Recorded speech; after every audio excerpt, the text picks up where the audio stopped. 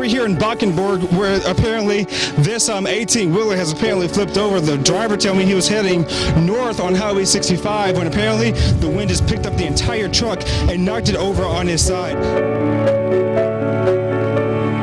Tell me, what is the situation right now? How many people have been sent to the hospital? We have four people that have been hospitalized, went down in the ambulance. We've got trees down. We got two 18-wheelers that had flipped over, and we have approximately, looks like about 8 houses ruined. Walk you around so you can see for yourself exactly the damage here. We're here in the foyer, and this right here looks to be what used to be their sanctuary. As you can see, there's a lot of damage here.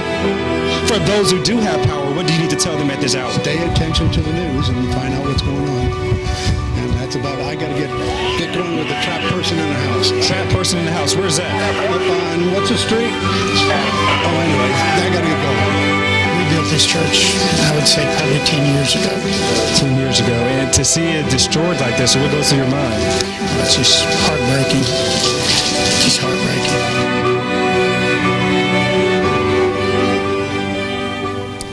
3 months after that EF2 tornado hit Van Buren County, still the heartbreak.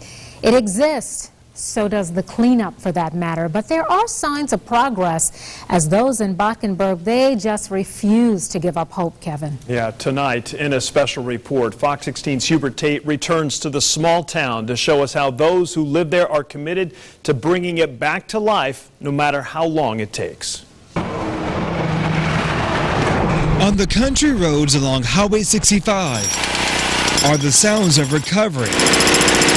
But some melodies will never be heard again, too damaged to repair. I'm in total shock. Just ask Troy Sisko. He lost his home in the April 10th Botkinburg tornado. Me and my girlfriend, we were in the storm cellar.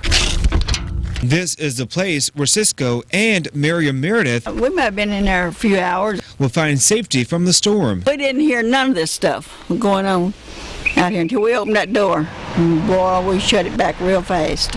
Within 10 feet of our cellar door, it twisted off 8 or 10-inch hickory trees. They came out, meeting devastation face to face. The first thing went through my mind was thank God that I was alive and safe, and hoped that everybody else was. Sisko and Meredith now live together since her home was not damaged. Their story of survival and recovery, like so many here. We're in the process of working on all the roads that were damaged during the storm, and we're about complete with that. Judge Roger Hooper says the county's long-term recovery committee is helping 27 families. David Cook is the committee's chairman. It has been very difficult. It's like trying to eat an elephant one bite at a time. We work with each family case by case, and we just take it one day at a time. And county leaders say they have come a long way in the recovery process, but there is still a lot of work to get done. One thing is for sure, they are committed to getting people the help they need. Help is steadily flowing into the Botkinburg Foursquare Church. When we first met the pastor back in April, he was understandably upset. It's just heartbreaking. Just heartbreaking. Pastor Esther Bass says what happened just 3 months ago is a day he will never forget. Tornado just come through. You got here before I did. I live about 15 miles from here, but when I got here, you were the first face I saw. Now Bass is optimistic. His church is now having services at Denard Community Church, while Bass's sanctuary is being rebuilt.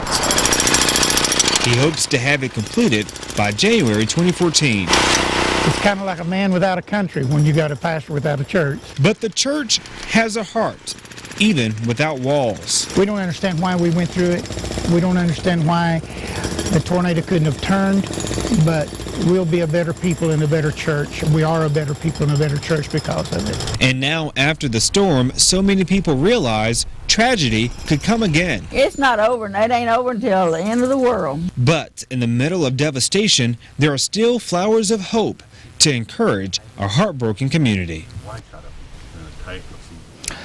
Leaders say they're also focusing on repairing roads. The federal government did not declare the area a disaster site, so the county does not qualify for any federal aid. The state is paying for 35% of the damage, though, and the county will absorb the remaining cost. Leaders say the damage is around $300,000. Kevin and Donna. My goodness, it must be interesting for you to go back there. You were the first reporter on the scene. I will never forget the video watching you live when you saw that truck that was overturned. What was going through your mind when you approached the truck? When we have video of it right here. Well, when I was approaching the scene, I saw that truck. I didn't see anyone around there. So I thought for sure maybe they had already taken the driver to the hospital, the crews had already been there and they had left. But then I saw that man come from around the truck, muddy, obviously recovering after his truck flipped on the side of the road there, and to see him alive and well, I mean, he was very afraid, but he was doing okay, and that's what's most important. You also had an opportunity to be the first reporter inside the Botkinburg Foursquare Church.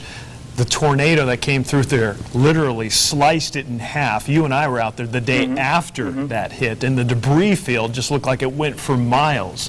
Compare what you saw that day, moments after the tornado hit, compared to what you see now. Well, the obvious thing that is what you don't see. You don't see any of the church, or the old church is all being rebuilt right now. And to see them pick up the pieces and try to rebuild from that, that's pretty amazing. And it's kind of hard to see that these people are having to go through this, but the pastor said in my story, he doesn't understand why this happened, but he says that there will be a better people once it's all said and done.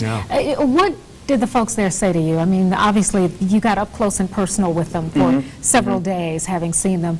Now you're back. What were they saying? Well, they were obviously very upset, and happy to see me at the same time. Upset because their things have been destroyed, but happy that no one died. And even the pastor told me, that, he said, Hubert, when we get the church rebuilt, I want you to come back. Because he said, this is going to be a good service. And, you know, it was kind of awkward meeting him under those circumstances. But he said, hey, Hubert, I want you to come back when we get this thing rebuilt so you can show what has really happened since then. This is a determined community, a determined town. They will rebuild, they will survive, and they will move forward.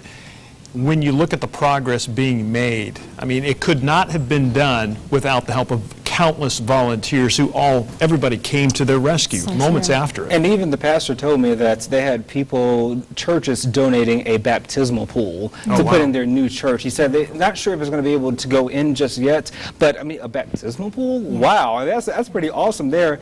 But, you know, in the midst of all that, they're saying that they're still needing more donations to help those families that don't quite have enough to rebuild, those who are underinsured or uninsured altogether. 27 families. Yes, the county judge said, please give us a call and help these families so we can help them. Well, I'm sure after this report, people will, you know, remember the folks in Botkinburg. It's only been 3 months when you think about it. 3 months. Yeah, and that's not that long, and especially having to rebuild. And for so many people, start from scratch. I'm excited about 6 months from now. What are we going to see then? That's what I'm excited about. Well, Hubert, we appreciate you giving us an update on Botkinburg. A good story, and glad everyone is okay, especially after an EF2 went through that area. Awesome. Stay on the story. Thank you.